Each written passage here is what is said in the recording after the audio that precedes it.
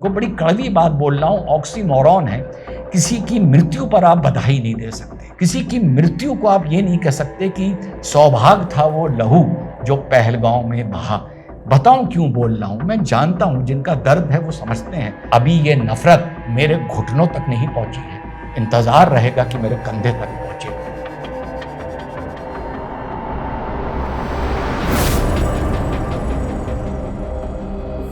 Hello, नमस्कार, सत श्री अकाल, अस्सलाम वालेकुम। कैसे हैं जनाब? तो साहब, ऑपरेशन सिंदूर की गर्मी या जलवा कम से कम भारत में थमने का नाम नहीं ले रहा है और इस बात से मेरे दिल को बड़ा करार आ रहा है।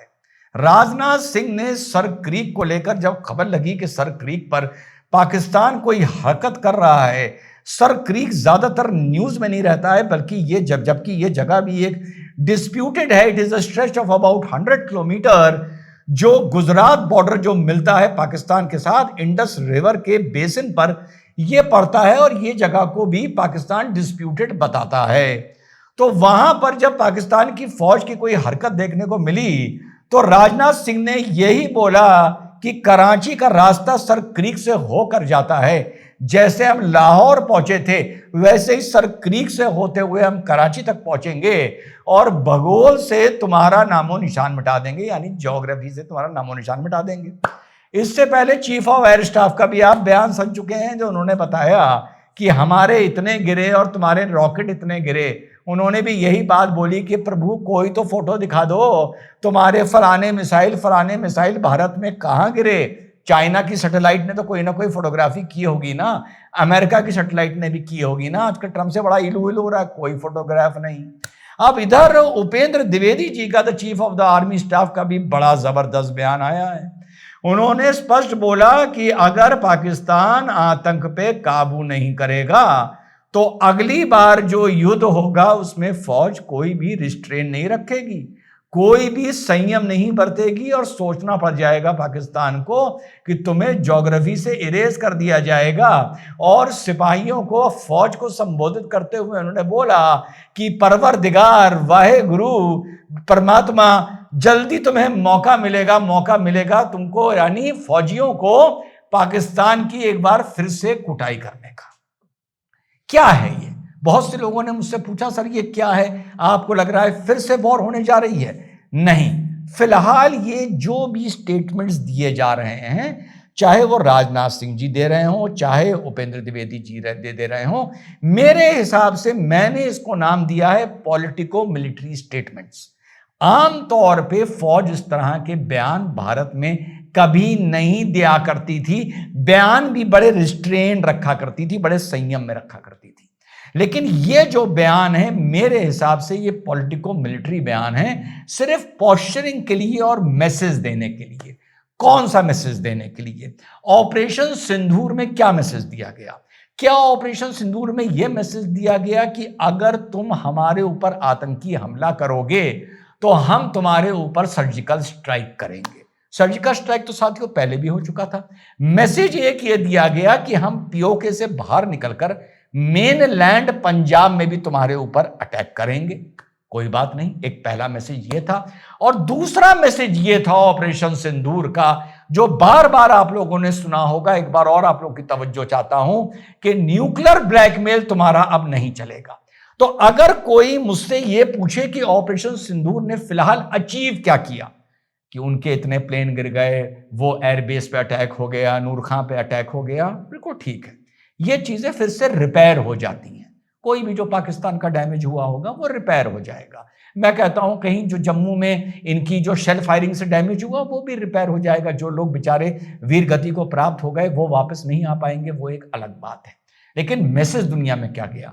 मैसेज गया, लॉन्ग लास्टिंग मैसेज, कि तुम्हारे न्यूक्लियर ब्लैकमेल से अब हम नहीं डरेंगे।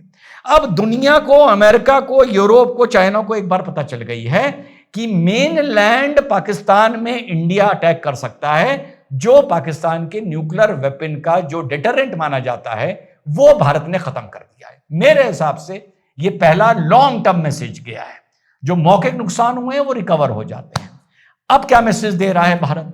अब भारत ये मैसेज दे रहा है जिसको मैंने नाम दिया है पॉलिटिको मिलिट्री मैसेजिंग, कि भैया तू जाके डोनाल्ड ट्रंप की गोद में जितना बैठ ले, जितना डोनाल्ड ट्रंप भारत को टारगेट कर लें, जितना तुम अपना सामान ले जाकर वहां पर सेल्समैन बनकर बेच लो, चाहे तुम पाकिस्तान अमेरिका से अपने कराची पोर्ट के पास एक अमेरिका को जगह देकर वहां पर एक अमेरिका का एक पोर्ट बनवा लो, चाहे तुम अपनी यहां बेसिस बनवा लो, कुछ तुम कर लो, चाहे तुम सऊदी अरेबिया के साथ जाकर पैक्ट कर लो कि attack on one is attack on both, तुम कुछ कर लो।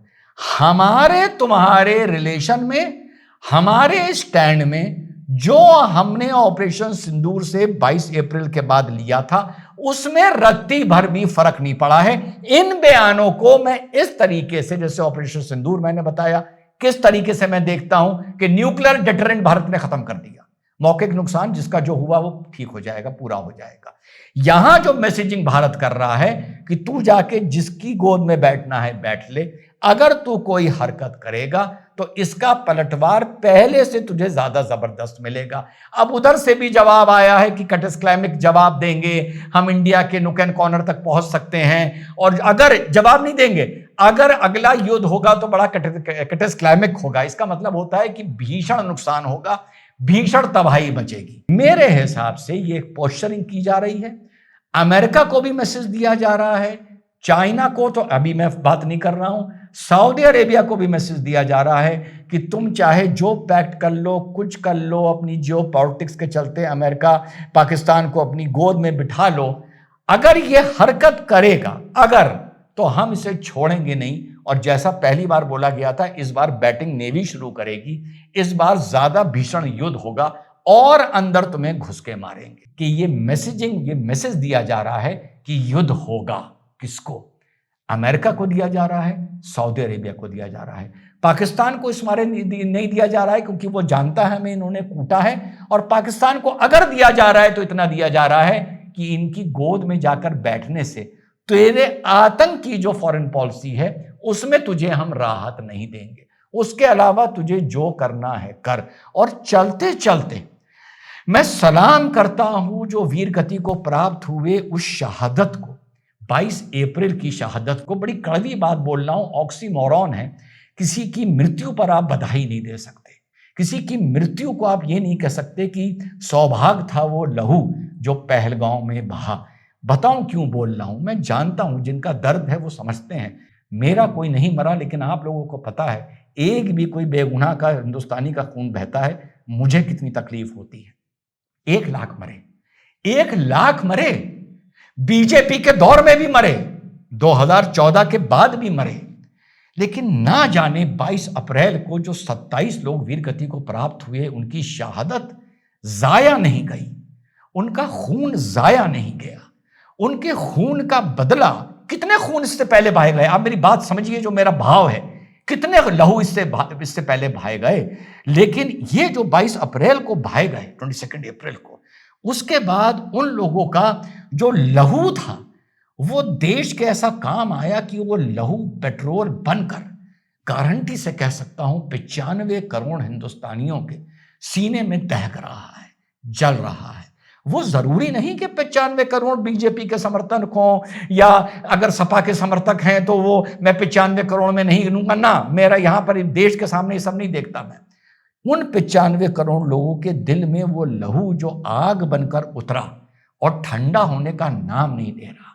और इस देश में being politically correct, being geopolitically correct, अरे रिजवान सर ऐसे थोड़ी होता है, अरे रिजवान सर आप थोड़ी समझते हैं, अरे रिजवान सर सरकार तो आपसे बहुत ज्यादा जानती है, अरे रिजवान सर क्रिकेट मैच ऐसे थोड़ी दुश्मनी में खेला जा सकता है।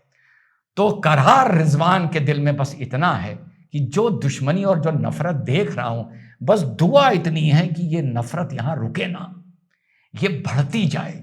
और उन 27 लोगों का जो लहू बहाया गया वो पहलगांव की जमीन में गिरा और तेजाब बन के हम लोगों के सीने में निकला। इसलिए उस शहादत को सलाम है और इन परिवार वालों को सलाम है और मुबारक है। बड़ी उल्टी बात है कि तुम्हारी शहादत जाया नहीं गई, देश की दुश्मनी को जगाने में काम आई, नफरत को जगाने में काम आई, जो नफरत 30 साल से अपने दिल में लिए घूम रहा था। और हाँ, अभी ये शुरुआत है, अभी ये नफरत मेरे घुटनों तक नहीं पहुंची है, इंतजार रहेगा कि मेरे कंधे तक पहुंचे। जय हिंद, वंदे मातरम, खुदा हाफिज़।